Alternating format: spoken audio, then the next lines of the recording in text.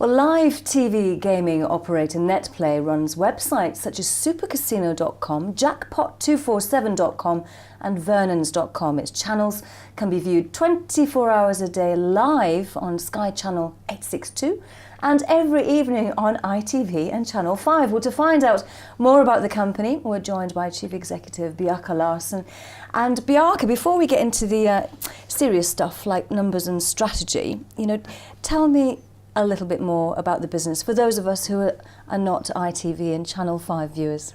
NetPlay is a online gaming brand, and we've got a strong USP in the gaming market with our live TV roulette services. So what we offer customers that's slightly different to our competitors is a roulette service on the terrestrial broadcast channels. And players can register online or on their mobiles and play those games on ITV and Channel 5. So it's a USP from our perspective. So how long have you been going for, and when did you break into the terrestrial channels? The terrestrial channels, we started our first agreement with Channel 5 in 2009, and that was shortly followed with ITV in 2010. The business as a whole has been going for some time. We just celebrated Super Casino's 10-year anniversary. So we've been in the market and been a trusted gaming brand for some time. Well, congratulations on the sort of milestone anniversary. So you went from 0 to how many regular subscribers or players? So more recently, we've had quite a lot of growth in the business, about 21% increase in our new depositing customers, up to about 42,000, and regular customers over the period of over 63,000, and that's looking at new depositing customers or players that actively play on a regular basis. So numbers are holding strong. Okay, well, just to be sure, it's television, internet, mobile, tablet. You cover the whole range. That's correct, yes. Okay, so you're in a market which has seen significant regulatory activity recently. I'm talking about the new point of consumption duty. That's right, yes. In the UK. So how has this affected your business? Have you had to alter your strategy at all? Yeah, I mean, we knew that the point of consumption tax was coming in towards last year, and following confirmation that the tax was in place, the group looked at a number of strategies to mitigate the point of consumption tax, and that was working with our commercial partners to ensure that they were aware of the contractual offsets around the point of consumption tax, but also around looking at the operation itself and reducing the cost of the operation, and making sure that we could offset that cost as much as possible. And we moved a number of our teams, we consolidated them to make sure that we got the most efficiencies from within the business. So we're in a good position at the moment, having mitigated a large portion of that tax. You talk about your teams. I can see that you've sort of beefed up your marketing team. You've changed your marketing strategy with the acquisition of Otherside, yes, which is a specialist online digital marketing company. When did you acquire that, and was it a good acquisition? Yeah, I mean, we've only just recently completed the acquisition of Otherside. It was completed just over a month ago, so still early doors. What we saw in Otherside Inc. was a bunch of digital specialists that are active in the gaming space and working with operators already to drive traffic to their brands. And really, we saw that opportunity for NetPlay to be able to leverage their platform and their expertise to drive brand traffic to NetPlay's brands, the Jackpot, Super Casino and Vernon brands. We are in the process of integrating the business at the moment, and we expect to see the benefits of the integration and the team starting to filter through into the new year. Have they got any sort of crazy, wild out, far out plans there that you can share with us already? Some new initiatives? Nothing too crazy at the moment. For us, it was just about looking at their platform, making sure that we've got the team on the ground to be able to scale the business. We're looking at a number of new channels within that business on being able to drive traffic beyond just casino brands, but also into binary and trading platforms like that. So there's lots of opportunity for growth within that business. But for us, it was about aligning their business with our business, and looking at how we can one, find synergies within the business, but also to drive traffic to our existing brands, and that's where we saw the largest benefit for the group. Okay, in terms of the group, what do you like about the business personally?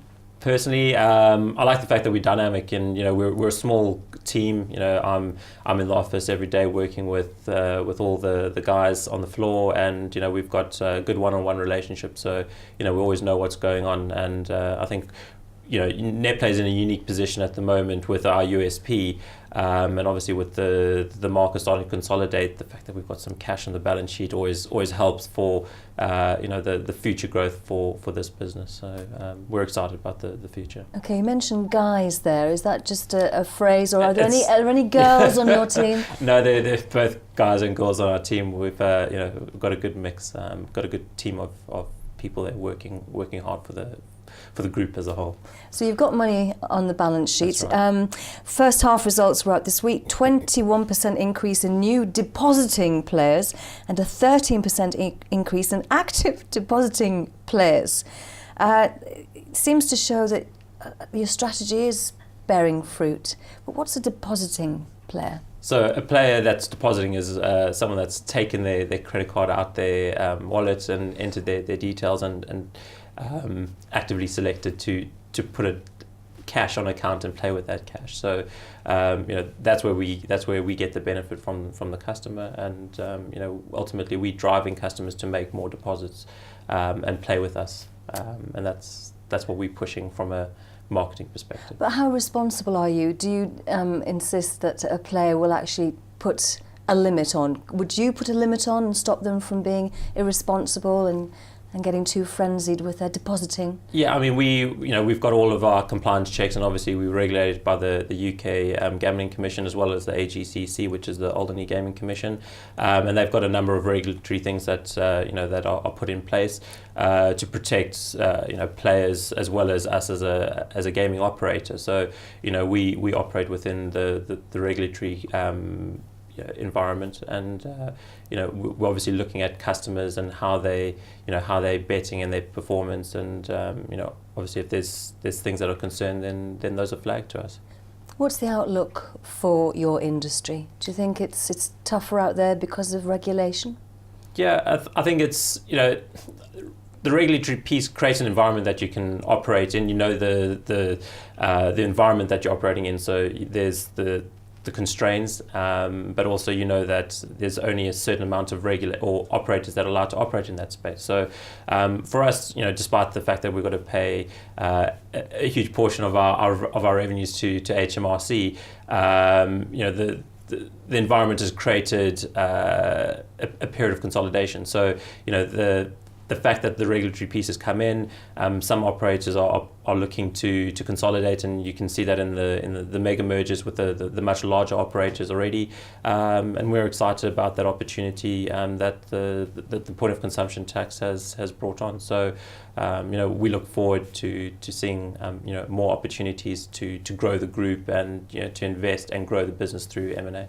You mentioned Megamergers there. Do you see that as a potential opportunity to grow your business? I mean, the Megamergers are, the likes of GVC, they're £1 billion deals, so very, very large compared to our size of operation.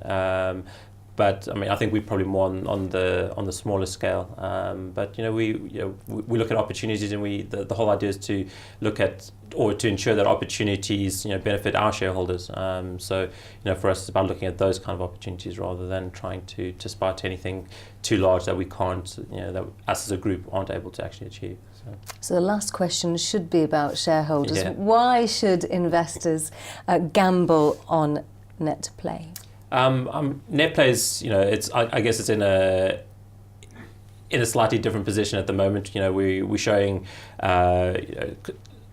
growth going into next year. So that's an important thing to recognise. We've got cash on the balance sheet. We're a healthy business, and we continue to be cash generative.